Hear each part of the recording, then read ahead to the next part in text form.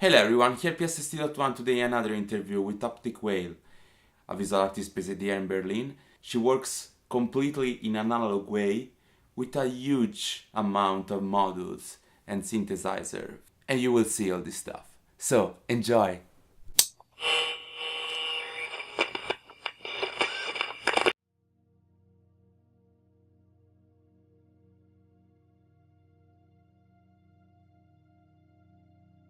How did you start with visuals? So initially I tried learning the software programs, but I had quite a lot of technical difficulties because I was learning Touch Designer, and at that time it was not available for Mac, only for Windows, and I had Mac. So I actually had to run Windows inside of my Mac, and it was just too complicated. And then one time I was watching the documentary, I Dream of Wires. It was a film about history and sort of resurgence of the modular synthesis, and mostly about audio, but there was one short part that talked about video synthesis and these new modules that were kind of emulating the ones that were made in the, much earlier. And that just looked really fascinating because it's a way of doing video real time and allows you to experiment a lot, and I decided to try it out. And it took quite some time to build my system because at that time all the orders were backlogged and you had to pre-order and then wait for ages. So I think only after about a year I finally had a system that I could perform with. But that was good because it gave me some time to think about which modules did I want to buy and what other equipment did I need, and I was really reading a lot and going through tons of forum threads. So yeah, that's how it started.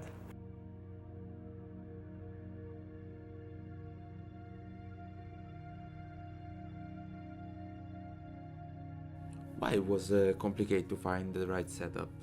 I think there are so many different machines you can buy, and it really depends on aesthetic that you want to achieve. So without actually having the machines to try it out, it's hard to imagine. So that's why I was like going through a lot of articles and looking at artists' pages and different videos, because I had an idea in mind of what sort of aesthetic I was after, but it took some time to figure out what do I need to get there in terms of equipment. So it was an aesthetic that inspired you? Yeah, I definitely was inspired by some of the audio-visual shows that I saw, and I'm also into cinema, and like the concept of time is very interesting to me, of how the time can be stretched or compressed, or at least this illusion can exist. So that, yeah, there are certain things I was after and had an idea. And my dreams as well, I don't know. It makes sense. Like having certain dreams and trying to recreate this feeling, like some of them are very visual. And again, the time moves very differently than in real life. And I didn't see any other form of how I can explain this. And video was a way to do that for sure. And the analog way was chosen before because you don't want to spend so much on software time. Yeah, and I guess I was already spending so much time working in front of the computer during the day for my day job. So then having to do sort of complex programming after is just, I don't know, at least at that time it didn't feel natural. And then once I got into hardware, it just felt very intuitive and playful and just let me experiment quite a lot, even at times when I maybe didn't have a concrete idea of what I wanted to do. Just having these machines in front of me let me be like a kid again and play.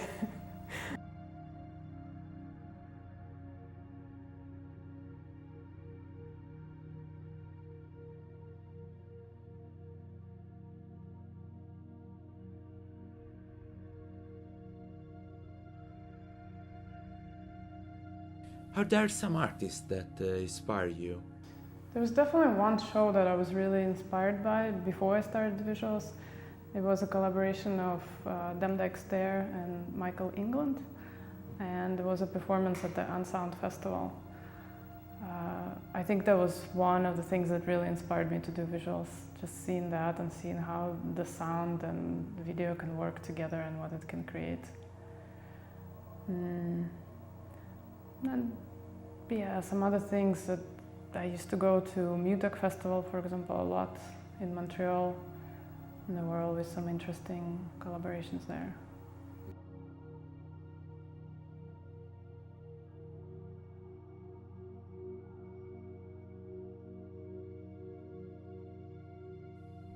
Had you in the past technical problems with this setup?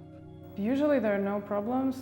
There was one festival that I played at during the summer, and yeah, there were some problems when I connected my gear. All of a sudden my image was like the tenth of the screen.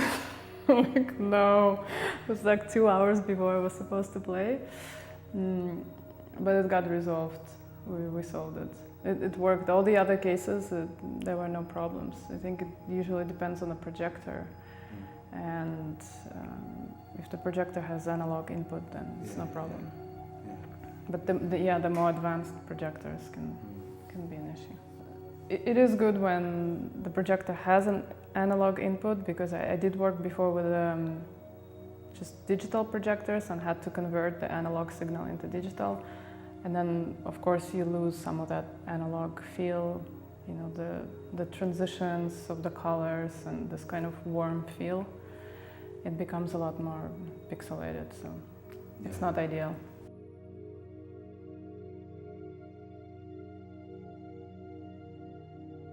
Now that everything is in Full HD and will be in 4K, is it a problem to have this kind of quality, in your opinion? Yeah, I guess it also depends if you do a lot of, like if you work on music videos, that's probably a lot more important. I primarily work live at events, and that works out quite well. But yeah, if I would work on music videos, for example, I think there might be some issues with the quality.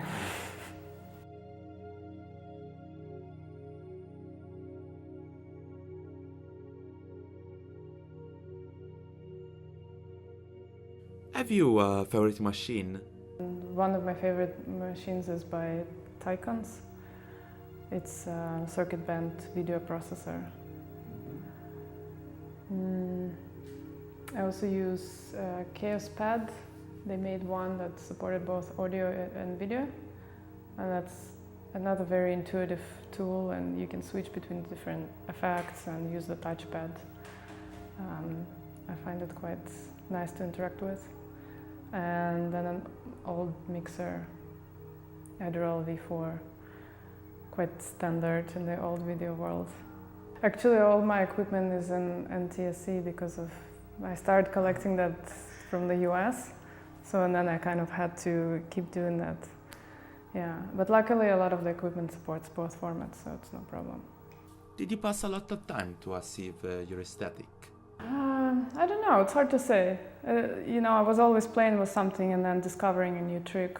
I guess the thing is that it's very easy to fall into this trap of using effects on these mixers, like whether it's feedback or mirror or I don't know, all the standard effects that you look at it and you know right away what it is.